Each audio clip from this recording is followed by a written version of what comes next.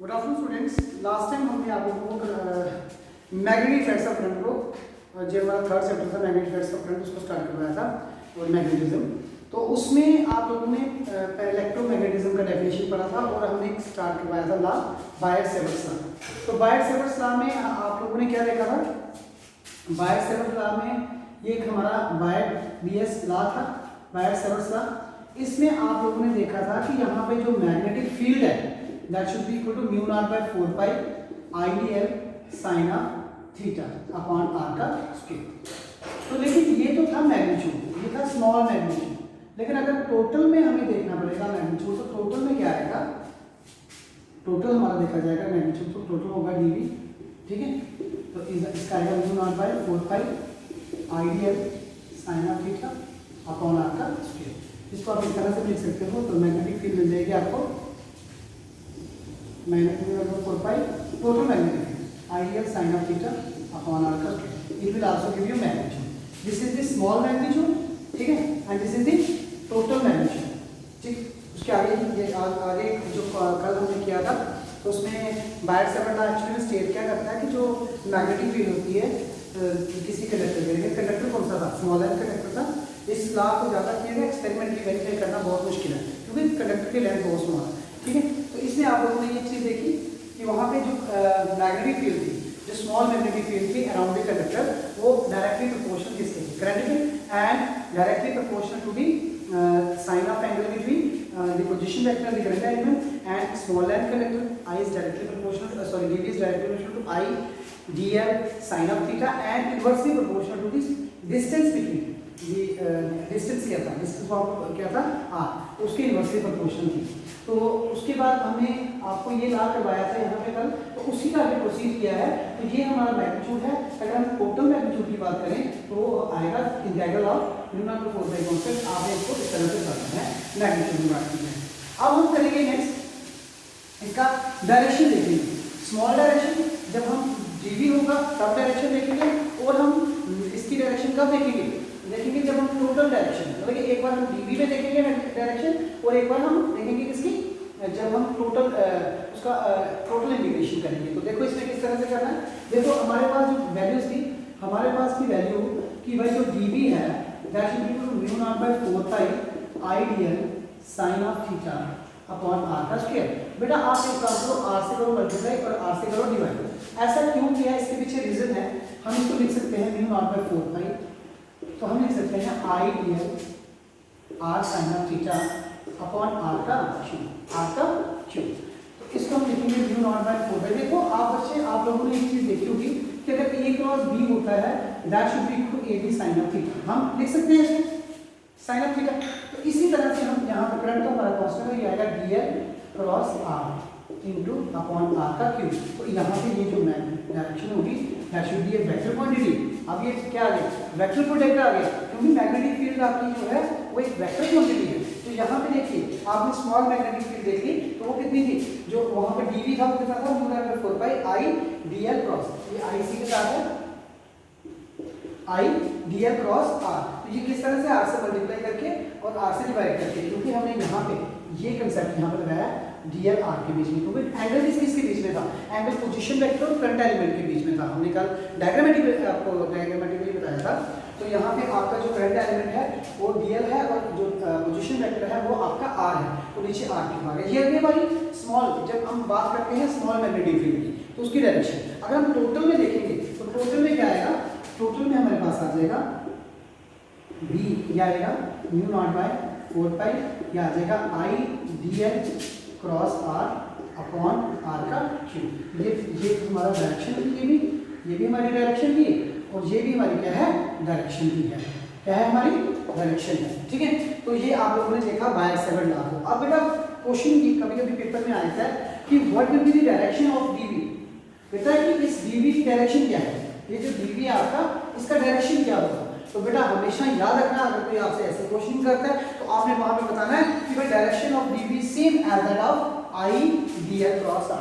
मतलब कि जो डायरेक्शन dv की होगी वही डायरेक्शन किसकी होगी? I dl cross r, I dl cross r भी वही डायरेक्शन होगी जो हमारी dv की डायरेक्शन होगी। Any doubt? ये क्लियरेंस होगी। अब हम करेंगे इसके आगे इसके फीचर्स क्या है, फीचर्स क्या है कूलम्स लॉ। तो देखिए सॉरी इसके बायट-सैवर्ट लॉ फीचर्स बोलिए, कैरेक्टरिस्टिक्स बोलिए, कुछ भी आप कह सकते हो।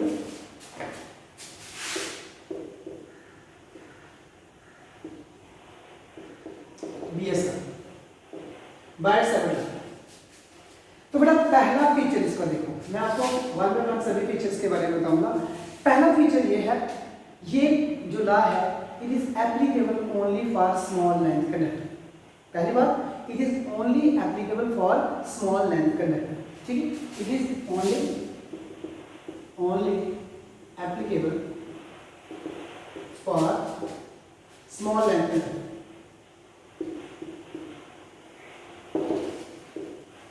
ठीक है। दूसरा feature, this law can't be verified experimentally.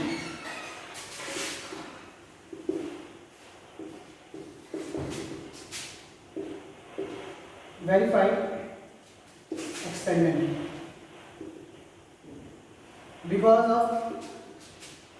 because as the length of the conductor is very small। ऐसा क्यों हुआ?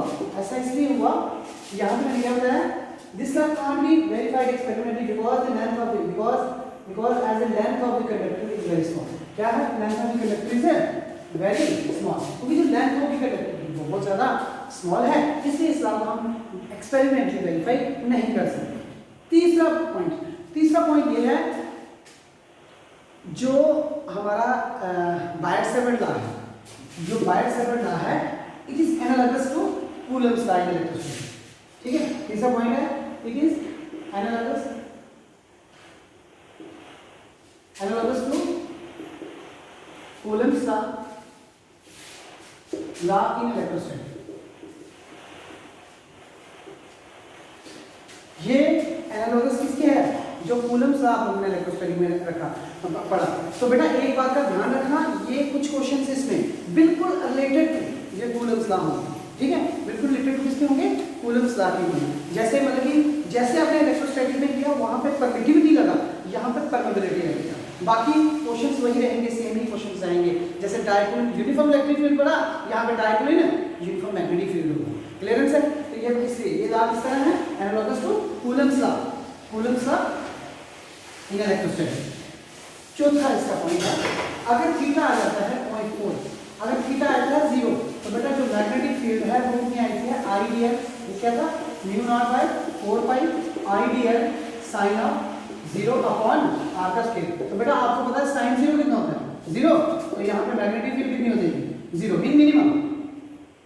दूसरी बात, पांचवा, अगर थीटा आ जाता है 90 डिग्री, थीटा अगर 90 आ जाता है तो आपका डीवी आ जाएगा μ0/4 pi IDL sine of 90 degree by R का स्क्वायर। तो यहाँ पे आप लोगों को पता है साइन 90 कितना आता है? 1 होता है। ठीक है, तो आएगा μ0/4 पाई आईडीएल बाय आर का स्क्वायर। ये भी क्लियरेंस होगी। ठीक है, और अगर हम बात करें इसके थर्ड और लास्ट 6 कैरेक्टरिस्टिक्स की, तो अगर जब फीचर्स की, तो अगर थीटा बेटा कभी-कभी होता है थीटा क्या होता है? 180, क्योंकि ऐसा भी टाइम आया है जब जो आपका करंट एलिमेंट और पोजीशन वेक्टर एक ही डायरेक्शन ऑपोजिट डायरेक्शन में आए थे, तो तब थीटा कितना होता है? 180 डिग्री। तो मैग्नेटिक फील्ड कितनी आएगी?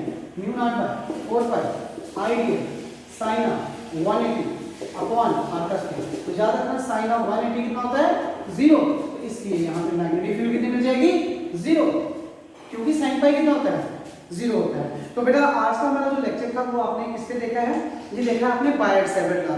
तो बायट-सैवर्ट लॉ में कुछ बहुत ही इंपॉर्टेंट चीजें थी, वो मैंने आपको डिस्कस करवाई हैं। उसमें आप लोगों को डायरेक्शन किस तरीके से निकालनी है वो बताई है, और ये भी हमने आप लोगों को बता दिया कि जो डीवी की डायरेक्शन है वो कौन सी डायरेक्शन थी? वही थी जो आईडीएल क्रॉस आर की थी। ठीक है, और हमने कैरेक्टरिस्टिक्स में आपके सामने जो 6-7 कैरेक्टरिस्टिक्स रखे हैं इनके ऊपर आप लोगों ने फोकस करना है। तो ये था बेटा हमारा आज का lecture on the basis of Biot Savart law. Thank you very much.